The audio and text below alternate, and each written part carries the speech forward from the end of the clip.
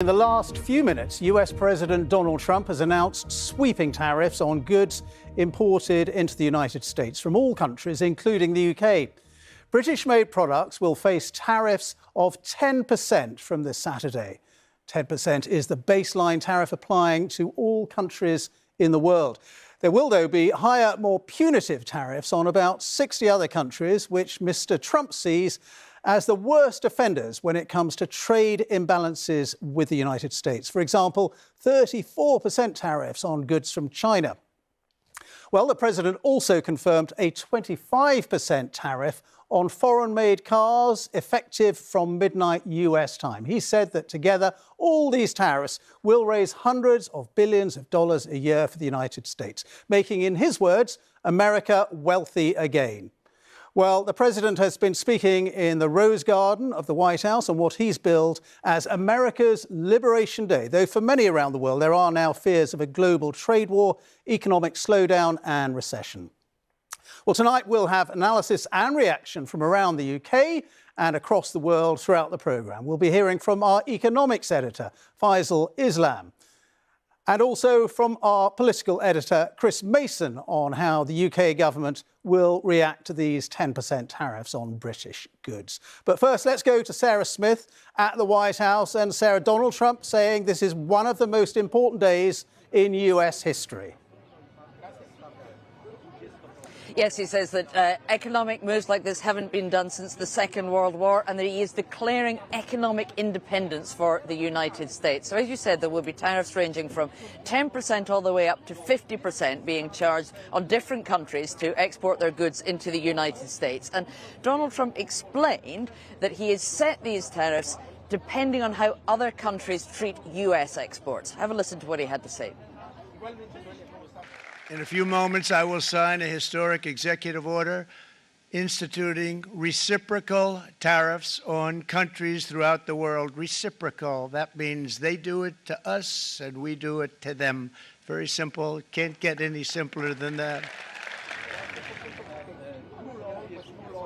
Now, by reciprocal, we should explain what that means, because it's not just a direct tariff for tariff. What's happened is that the White House have calculated all the different ways in which they see trade barriers. So that could be straight tariffs. It could be other non-tariff barriers, like, for instance, technical restrictions, maybe a ban on imports of something like genetically modified corn or hormone-injected beef, that sort of thing. If you need a license to import goods from America, that also counts. They talk about currency manipulation and even the theft of intellectual property. So there are lots and lots of ways in which they have come up with some kind of sum that they say represents the totality of the tariffs that American goods are faced when they are being exported into China or Cambodia or the EU or the UK, for instance. They've come up with a number which, for instance, in Cambodia's case is 97% is what they say the tariff on American goods going there is. So they're halving that and charging 49%. With the EU, they say that they had added up all of the different restrictions they see between trade between the US and the EU. They brought that to 39%, and that's why there's a 20% tariff going on. But other countries that don't fall under this heading, a blanket 10% tariff is being put on all other goods, and that's where the UK falls. OK, Sarah, for the moment, thank you very much indeed. So, as we've been hearing, the UK is facing 10% tariffs on the goods it exports to the US. Well, earlier today, the Chancellor, Rachel Reeves, indicated the UK government will not rush to retaliate against new American tariffs. And in the Commons, the Prime Minister said Britain will take a calm, pragmatic approach and continue talks with the US about a wider trade deal. Let's get the latest from our political editor, Chris Mason. Chris, what do you think the British government's going to do about this? Well, it was an extraordinary spectacle, wasn't it, Ben? There you had the president brandishing that rectangular tariff piece of cardboard in front of the world's press and cameras, as if offering the odds at a horse race. And the striking thing is that people in government here were absorbing that live on the television, just as people were around the world. There is a sombre tone from people I speak to in government here tonight, because their view is that any tariff is something they would rather not have. But they are relieved that the 10% tariff is at the lower end of expectations, both in terms of international comparison and, crucially, compared with how high they feared it might be. And actually, in just the last 30 seconds or so, we have had a statement from the Business Secretary, Jonathan Reynolds. It runs to several paragraphs. I'll bring you the thrust of it. It is the first time I'm seeing it as I read it to you. He says that we'll always act in the best interests of UK businesses and consumers. He points out that in the last few weeks there has been negotiations ongoing about a limited trade deal between the US and the UK, with the hope that that might bring these tariffs down or indeed eradicate them. He says we have a range of tools at our disposal. We will not hesitate to act. We will continue to engage with UK businesses, including on their assessment of the impact of further steps. Nobody wants a trade war, he says. Our intention remains to secure a deal, but nothing is off the table. The government will do everything necessary to defend the UK national interest. So they're attempting to maintain, Ben, a sober and, as they would see it, a proportionate response to what we're seeing from Washington, and a desire to keep negotiating this hoped-for trade deal, but holding on to the potential to ratchet things up were that to prove necessary. OK, Chris, thank you very much indeed. And we can also talk to our economics editor, Faisal Islam, who's with me in the studio. Faisal, these tariffs are clearly going to have a huge impact on the British economy, also the global economy. What's your assessment of where we are tonight?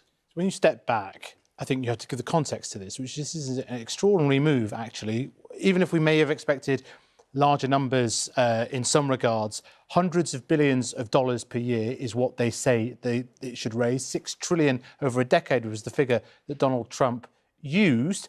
They confirmed the 25% car tariffs coming into force tonight, no exclusions for the UK. And at base, although we heard a lot about reciprocal tariffs, so, you know, tit-for-tat, quid pro quo, based on what is done to America right now, at base, there's a 10% universal tariff for everybody. So it may be a relief that the UK is at that lower ebb, but that still means 6 billion on that. Maybe if you include the cars, 7 billion of extra costs.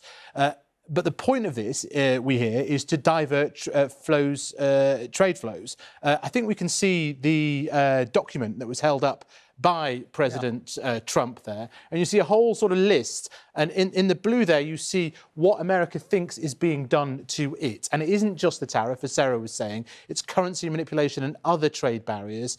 And President Trump says he's being kind by only sort of replying with half of that. But there are some huge numbers there, including some rather poor countries, some crisis countries like Myanmar and Laos and Bangladesh. They're on 37%, China on 34%. Well, that's huge. European Union on 20% when the UK is on 10%. Well, that's a net benefit, you might argue, for the UK, but also it could create some distortions to trade. The bottom line is this: the model of trade in the world will shift hugely. That is the point of this change, but it could cause, Taiwan, a key ally of the US, also tariffed hugely. So this could change the geography of economics for good, and it's designed to do so, and that will not be without some disruption. OK, Faisal, thank you very much indeed. Faisal Islam, our economics editor.